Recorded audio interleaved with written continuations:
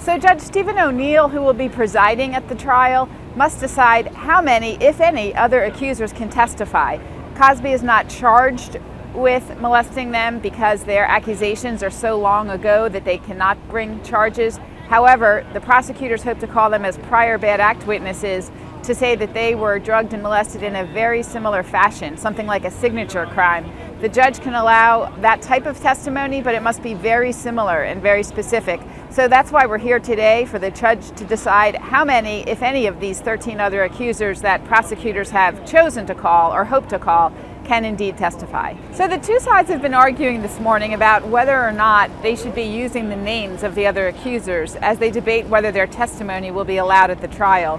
The defense says that most of them, 11 of the 13, have given interviews on television, news articles, etc., and therefore he says it's silly, it's laughable. These are adult women, they've made the decision to come forward. He believes they should be able to argue about their relevance by using their names. The prosecutor is saying that he's trying to get their names out there while there's a lot of media in the courtroom, and that he, the prosecutor, does not want these women subject to any potential harassment at this early stage.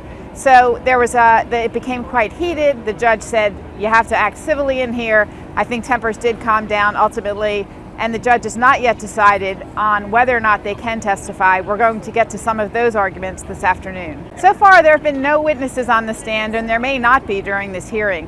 What we're hearing so far is the lawyers are putting evidence into the record, or potential evidence. The defense is introducing large binders with information about each of the accusers. It ranges from their news interviews they may have given, police statements, Facebook posts perhaps, any other information that points to what they say is the fact that their accusations are old, a little bit vague, not similar to accuser Andrea Constans, and any information that they believe will disqualify them from testifying.